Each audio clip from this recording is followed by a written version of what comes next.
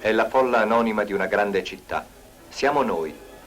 Potremmo riconoscerci in qualcuno dei passanti, o di ognuno di loro potremmo, per grandi linee, narrarvi la storia. Storia comune, senza fantasia. Il primo vagito dietro una finestra aperta alla vita. Il primo non voglio in forma quasi ufficiale, pubblica. Il primo vorrei, trepidante, ansioso. C'è l'avvenire di mezzo, il lavoro. E finalmente il primo voglio, che non ammette repliche. Talvolta l'armonia della vita è turbata da un imprevisto, una degenza in ospedale felicemente risolta. Talvolta invece la vita è del tutto diversa.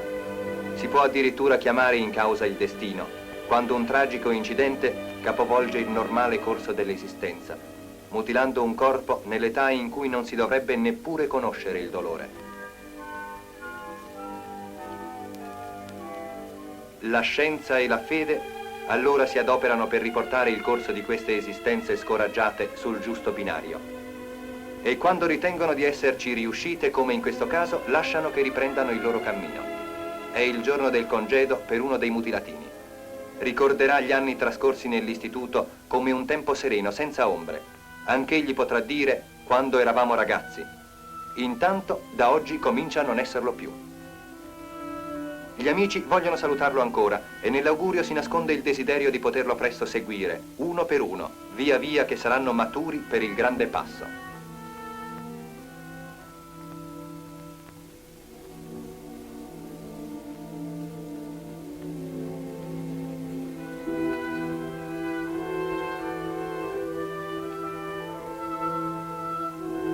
Maturi. Perché? In che cosa consiste questa maturità? Don Orione ha indicato la strada, il lavoro, la certezza di poter rendere sullo stesso piano degli altri. Questi oggetti sono opera dei mutilatini, una tra le attività che li occupa nei laboratori dell'istituto sotto la guida paziente dei maestri d'arte.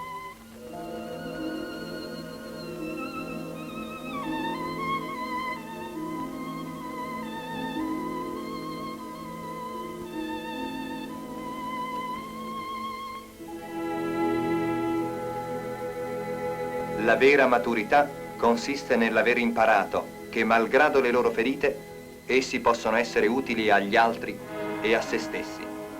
E la collettività li rivuole, perché ha bisogno di loro come degli altri uomini.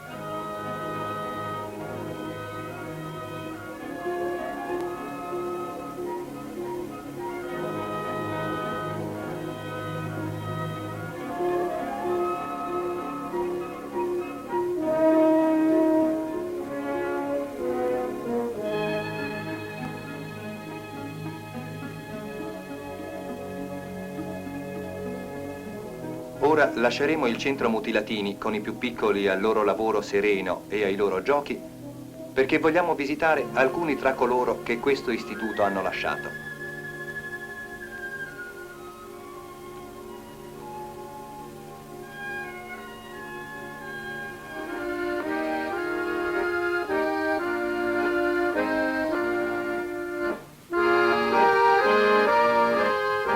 Dal registro abbiamo scelto a caso qualche indirizzo. Questa è ancora Roma. Ci fermiamo per la prima sosta. Pur essendo mutilato ad una mano, dai laboratori dell'istituto dove in 4 anni imparò il mestiere sino a conseguire la specializzazione, Mario è passato a uno stabilimento di meccanica, anzi di meccanica di precisione. Prima del caporeparto è lui che vuole essere contento del pezzo finito, perché Mario sa bene di essere stato assunto solo per le sue provate capacità.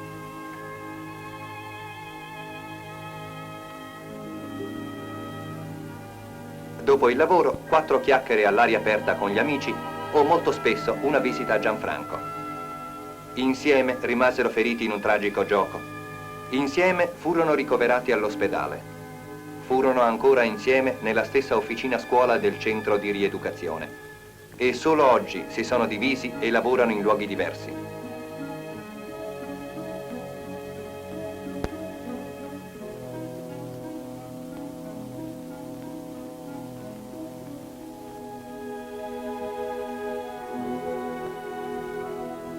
Gianfranco dedica le ore libere allo studio, in compagnia di sua madre, alla quale è già di aiuto.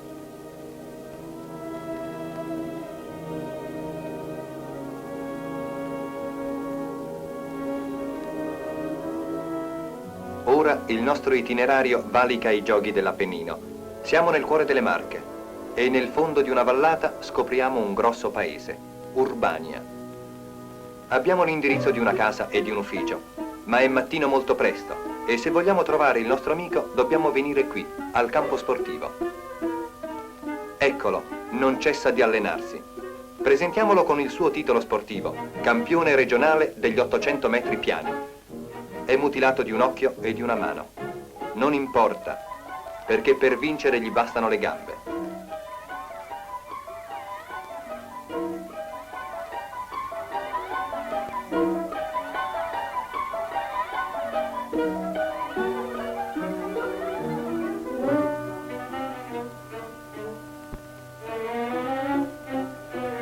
Così non ci stupisce di vederlo motorizzato e correre a pieno gas, né di scoprirgli una fidanzata.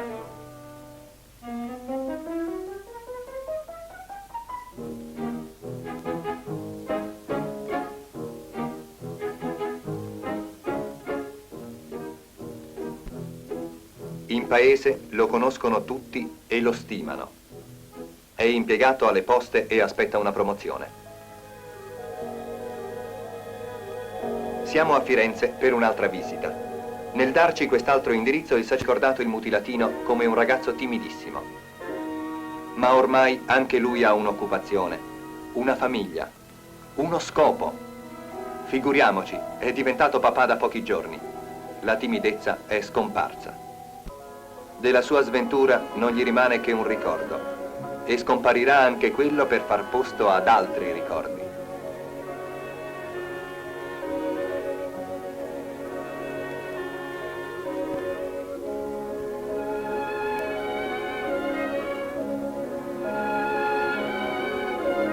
Dalle colline toscane alla pianura lombarda, filari di Gelsi e l'annuncio immancabile di ogni grande città, case, case.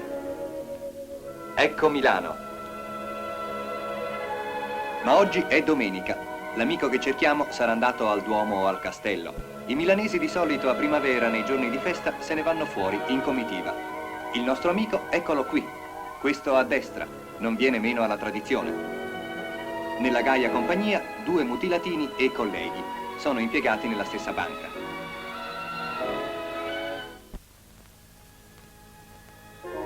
Dopo tutta una settimana di lavoro, hanno solo voglia di riposo e poi con molta praticità da buoni milanesi del passato più o meno hanno già dimenticato tutto, perché credono nella vita e a chi tenta di dimostrar loro il contrario raccontano di sé, del come sono capaci di apprezzarne le gioie più modeste. La prima boccata d'aria buona viene dai colli della Brianza.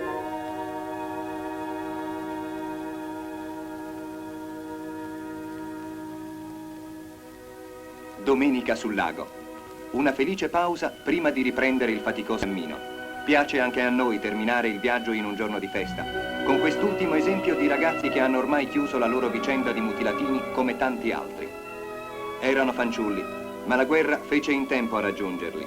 Li accolsero gli istituti che la bontà operosa seppe creare per assisterli e per salvarli alla vita. Don Gnocchi, Don Orione e tanti altri. Oggi la vita li ha ripresi e non è per loro avara di soddisfazioni e di gioie. Guardandoli si ravviva la fiducia nella solidarietà tra gli uomini.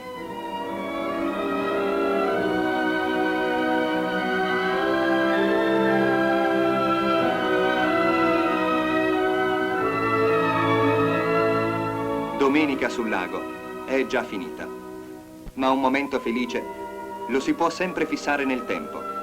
Per questo esistono i fotografi ambulanti con le loro macchine preistoriche.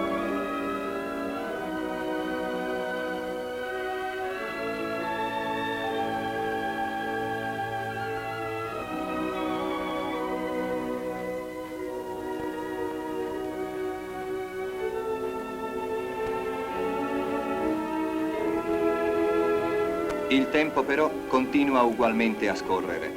È tardi e bisogna riprendere il cammino. Il tramonto dopo una giornata di riposo rinnova una promessa di operosa serenità.